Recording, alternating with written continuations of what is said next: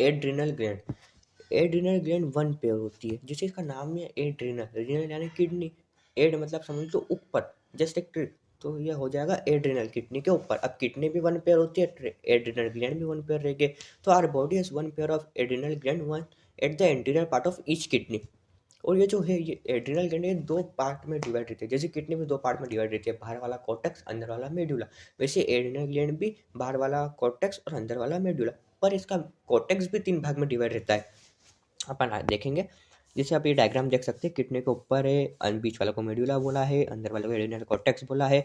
अब जो adrenal cortex है ये डिवाइडेड रहता है थ्री लेयर में। सबसे अंदर वाले को बोलते हैं जोना रेटिकुलरिस, बीच वाली को बोलते हैं जोना फेसिकुलाटा, और सबसे बाहर वाली को बोलते हैं जोना ग्लोमेरुलोसा। अब इसको ऐसा भी याद कर सकते हैं, फ्रॉम आउटसाइड टू इनसाइड, जैसे किडनी में रहता है GFR, glomerulus filtration rate.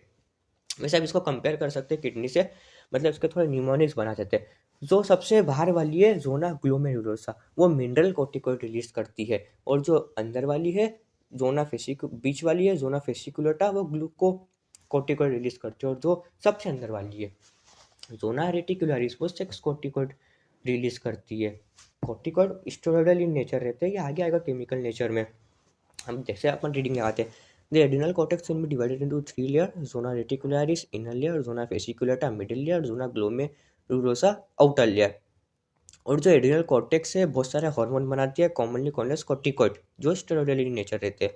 The corticoids which are involve in carbohydrate metabolism are called as glucocorticoids. अब उसके नाम में ये ग्लूकोकॉर्टिकॉइड्स, ग्लूको मतलब ग्लूकोज, तो ये ग्लूकोज को मेटाबॉलाइज करेगी, यानी कि ब्लड में ग्लूकोज का लेवल बढ़ाएगी। इसका मेन एम है ब्लड में ग्लूकोज का लेवल बढ़ाना। इन our body cortisol is the main glucocorticoids, ठीक है, कोर्टिसोल एक मेन ग्लूकोकॉर्टिकॉइड्स रहता है। तो जो ये कोर्टिसोल रहता है, कोर्टिसोल का मेन एम ग्लूकोज लेवल बढ़ाना। अब ये किसी भी तरह से बस ब्लड में ग्लूकोज लेवल बढ़ाना चाहता है, तो ये अमाइनो एसिड को भी ग्लूकोज में तोड़ देगा, जिसको ग्लूकोनियोजेनेसिस बोलते हैं, लिपिड को भी तोड़ देगा, प्रोटीन को भी तोड़ देगा, और जो ग्लाइकोजन लीवर में जमा रहता है उसको भी ब्लड में वापस ले आएगा। तो इसका बस एम है, मेन एम है ग्लूकोज लेवल बढ़ाना है, कैसे भी बढ़ाओ, भले से लिपिड को तोड़ना पड़े या प्रोटीन को तोड़ना पड़े। ठीक है, तो ये हो गया। और फिर corticoids which regulate the balance of water and electrodes in our body are called mineral corticoids. अब जैसे इसका नाम ही है मिनरल, मिनरल यानी कि मिनरल कॉर्टिकॉइड्स, मिनरल ने इलेक्ट्रोलाइट से रिलेक्ट होगा, और उसका जो मेन है वो एल्डोस्टेरोन है मिनरल कॉर्टिकॉइड्स। तो ग्लूकोकॉर्टिकोइड्स स्टिमुलेट ग्लूकोनियोजेनेसिस, लिपोलाइसिस, लिपोलाइसिस मतलब लिपिड का तोड़ना, प्रोटियोलाइसिस मतलब प्रोटीन का तोड़ना, और ये इनहिबिट कर देता है cellular uptake and utilization of amino acid. अब क्या होता है, जो ये वो है क्या बोलते हैं, अमाइन जो सेल भी अमाइनो एसिड लेते हैं, इनको लेते हैं, तो उसको तो महीने में बस ग्लूकोज बढ़ाना, भले से कैसे भी बढ़ाए, तो ये उसको भी नहीं लेने देता है, वो अमाइनो एसिड को भी ग्लूकोज में बदल देता है। फिर जो कोर्टिसोल है is also involve in maintaining cardiovascular system as well as kidney function. Glucocorticoid particularly cortisol produce anti inflammatory response and suppress the immune system. जो क्या होता है ग्लूकोकोर्टिकॉइड से, अब जैसे आपने को पता है कि इसका मेन एम है बस ग्लूकोज बढ़ाना, और अपना जो इम्यून सिस्टम में बना हुआ रहता है इम्यूनोग्लोबिन से बना हुआ रहेगा। तो इम्यूनोग्लोबिन कैसे बने हुए रहते हैं, प्रोटीन से, तो ये भाई साहब वो प्रोटीन को भी ग्लूकोज में करने लगेगा, तो पिक्चर हो जाएगी, तो इम्यून सिस्टम को वीक कर देगा, तो ये सप्रेस कर देता है इम्यून सिस्टम को। और ये एंटी इन्फ्लामेटरी है, मतलब इन्फ्लामेशन ही नहीं हो जाएगा ना, जब इन्फ्लामेशन क्या अपनी बॉडी रिस्पॉन्स करती है तो वहाँ पे स्वेल वो हो जाता है, तो अपनी बॉडी रिस्पॉन्स ही नहीं कर पाएगी, इम्यून सिस्टम बड़ा वीक हो जाएगा, है ना। तो अगर फिर ये जरूरी भी है, अगर अपने को चोट लगे और अपनी बॉडी ने बहुत ज़्यादा ही ओवर इन्फ्लामेशन कर दिया, बहुत ज़्यादा ही ओवर एक्साइट हो गई, तो बहुत ज़्यादा ही स्वेलिंग हो जाएगी, तो इतनी भी स्वेलिंग नहीं कराना है, तो एंटी इन्फ्लामेटरी पे होना अच्छी बात है। इसका एंटी इन्फ्लामेटरी होने के कारण ये ट्रांसप्लांट में, जब ऑर्गन का ट्रांसप्लांट होता है तो ये वहाँ भी काम में आता है, ताकि जिसका भी बॉडी ऑर्गन ट्रांसप्लांट हुआ हो उसमें ये इसकी इम्यून सिस्टम को सप्रेस कर देता है ना। तो ये अच्छी बात है, मतलब इतनी भी बुरी बात नहीं है। ये हो गया। और कोर्टिसोल स्टिमुलेट आरबीसी प्रोडक्शन, जैसे जो होता है, अब थायराइड हार्मोन भी आरबीसी प्रोडक्शन बढ़ाता है, अपने को पता है। वैसे कोर्टिसोल भी बढ़ाता है, कोर्टिसोल जैसा स्टिमुलेट करता है आरबीसी प्रोडक्शन। क्यों, अगर अपनी बॉडी में मान लो एक्सीडेंट हो गया, इसको कोर्टिसोल को पहली बात तो स्ट्रेस हार्मोन बोलते हैं, ये अपनी बॉडी स्ट्रेस में बहुत काम में आता है। अगर एक्सीडेंट हो गया तो ये क्या करेगा, एक्सीडेंट हो गया तो आरबीसी प्रोडक्शन बढ़ाना है, तो आरबीसी ब्लड कम हो जाएगा तो आरबीसी प्रोडक्शन को बढ़ा देगा, ठीक है, आरबीसी प्रोडक्शन को बढ़ा देगा। और फिर उसके बाद आती है एल्डोस्टेरोन। एल्डोस्टेरोन ऐसा मेनली ऐसा renal tubule stimulate the reabsorption of Na plus and water and excretion of K plus and phosphate ion. जो एल्डोस्टेरोन है ये क्या है, मिनरल कॉर्टिकॉइड्स। ये कहाँ से रिलीज होता है, बीच वाली लेयर से, ओ सॉरी बाहर वाली लेयर से, जो ना ग्लोमेरुलर सा मिनरल कॉर्टिकॉइड है ना। तो इसका नाम ही है मिनरल। तो ये मिनरल ने इलेक्ट्रोलाइट से अटैच्ड है। तो ये जैसे अपने को पता है एल्डोस्टेरोन है, ये मतलब अंदर ब्लड में Na प्लस लाता है, H2O लाता है, और बाहर फेंकता है K प्लस फॉस्फेट वगैरह। ठीक है, तो ये एल्डोस्टेरोन इसमें मदद करता है। अगर अपने बॉडी में ब्लड कम होगा तो एल्डोस्टेरोन अच्छा रहेगा, मतलब वाटर कम होगा तो एल्डोस्टेरोन अच्छा रहेगा, वहाँ जाके एक्ट करेगा, Na प्लस बढ़ाएगा, वाटर बढ़ाएगा, Na प्लस के पीछे वाटर बढ़ाएगा, फिर वाटर बढ़ाएगा तो अपना ब्लड प्रेशर बढ़ेगा।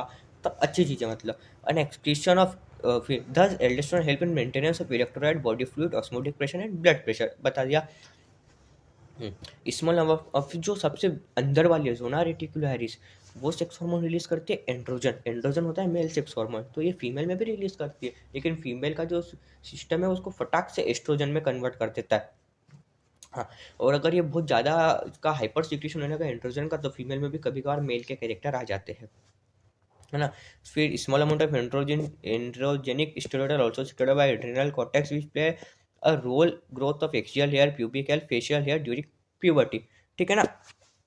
अब जो ये है मतलब ये रेगुलेशन कैसे होता है, जो अपना हाइपोथैलेमस है, ये नहीं पूरा सिस्टम, हाइपोथैलेमस है सीक्रेट करता है सीआरएफ, कॉर्टिकोट्रोपिन रिलीजिंग हार्मोन, जो कॉर्टेक्स पे जाके ऐड करेगा। और कॉर्टेक्स पे जाके ऐड करेगा तो पहले तो एंटीरियर प्यूटिटी पे जाएगा, फिर वहाँ से सीक्रेट करेगा एड्रीनो कॉर्टिकोट्रोफिक हार्मोन, फिर वो जाके कॉर्टेक्स पे ऐड करेगा और वहाँ से कॉर्टिकोस्टेरॉइड रिलीज करा देगा। कॉर्टिकोस्टेरॉइड मतलब एड्रीनल कॉर्टेक्स का जो हार्मोन है उसको कॉर्टिनल स्टेरॉइड बोलते हैं।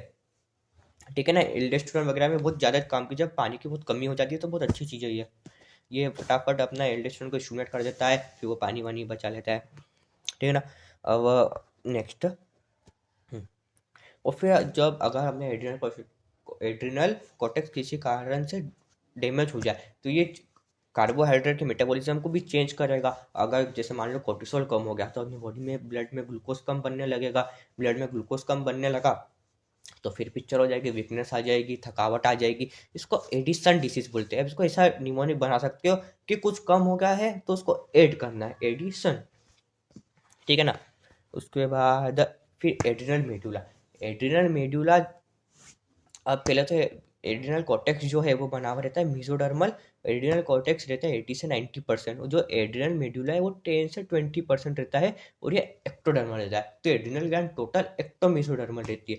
अब अपन एड्रिनल मेडुला जो 10 से 20% रहता है, ये ना सिंपैथेटिक नर्वस सिस्टम से बहुत ज़्यादा रिलेटेड रहता है। सिंपैथेटिक नर्वस सिस्टम में भी एड्रिनलिन, नॉन एड्रिनलिन ये सब रहते हैं, और ये भी जो हार्मोन सिक्रीज करता है वो एड्रिनलिन, एफिनेफ्रिन, एड्रिनलिन और एफिनेफ्रिन, और नॉन एड्रिनलिन और नॉन एफिनेफ्रिन है। तो आप ऐसा समझ लो जो सिंपैथेटिक नर्वस सिस्टम अपना एक्टोडर्मल रहता है, तो एड्रिनल मेडुला भी वो सिंपैथेटिक नर्वस सिस्टम से बहुत ज़्यादा वो है रिलेटेड है, तो ये भी एक्टोडर्मल रहेगा। ठीक है ना। दी और फिर दोनों इन हार्मोन को कैटेकोलामाइड्स भी बोलते हैं। और जो एड्रेनलिन और नॉन एड्रेनलिन है, ये वो अब जैसे सिंपैथेटिक नर्वस सिस्टम रिलेटेड है, तो सिंपैथेटिक नर्वस सिस्टम करता था जैसे स्ट्रेस के कंडीशन में हार्ट रेट बढ़ा देता था, प्यूपिल को डायलेट कर देता था, ब्लड फ्लो को बढ़ा देता था। फिर ऐसा ये भी करेगा। तो stress to any kind of during emergency and situation called emergency hormone और हार्मोन ऑफ फ्लाइट और फ्लाइट। हाँ, जैसे अब इमरजेंसी में बहुत काम में आता है सिंपैथेटिक नर्वस सिस्टम जैसा, तो इसको इमरजेंसी हार्मोन भी बोलते हैं और हार्मोन ऑफ फ्लाइट और फ्लाइट भी बोलते हैं। This hormone increase alertness, alertness बढ़ा देगा, प्यूपिलरी डायलेशन कर देगा, मतलब प्यूपिल जो उसको डायलेट कर देगा ताकि अपन अच्छे से देख पाए, पाइलो इरेक्शन कर देगा। अपने को पता है जब हम बहुत ज़्यादा इमरजेंसी में रहते हैं तो अपने रोंगटे खड़े हो जाते हैं, जिसको अपन बोलते हैं गूज बम्प, तो ये वो भी कर देगा। फिर स्वेटिंग, अब जैसे अपन मान लो स्ट्रेस में है तो अपने को पसीना आता है, अपन जब दौड़ते मान लो अपने पीछे डॉग लपक गया तो सिंपैथेटिक नर्वस सिस्टम काम करेगा, फटाफट सबका स्टिमुलेट कराएगा, हार्ट रेट बढ़ाएगा, रेस्पिरेशन रेट बढ़ाएगा। तो अपनी बॉडी फटाफट, मतलब अपन रन करेंगे तो अपन बॉडी हीट होगी, बॉडी हीट होगी तो फिर स्वेट, अगर अपन पहले ही स्वेट करा देंगे तो स्वेट से इवापोरेशन से कूलिंग भी प्रोड्यूस हो जाएगी। तो पहले ही स्वेटिंग करा देगा ताकि अच्छा है, मतलब कूल रहे बॉडी, ओवर हीट ना हो जाए। Both the hormone increase the heart beat, the strength of heart contraction and the rate of respiration. बता दिया आपको। Catecholamines also stimulate the breakdown of glycogen resulting in the increase concentration of glucose in blood. अब अपने को अपनी body को जब stress में रहेगा तो अपनी बॉडी को चाहिए रहेगा एटीपी, ग्लूकोज चाहिए रहेगा ताकि वो एटीपी बना सके और स्ट्रेस से बाहर आ सके। तो ये ग्लूकोज फिर वो किसी भी तरह से ग्लूकोज बनाएगा, लिपिड को तोड़ देगा, प्रोटीन को तोड़ देगा, ये जो मिलेगा उसको बस ग्लूकोज में कन्वर्ट करना चाहेगा। ठीक है, तो और फिर we have done with this chapter. Hope you enjoyed it.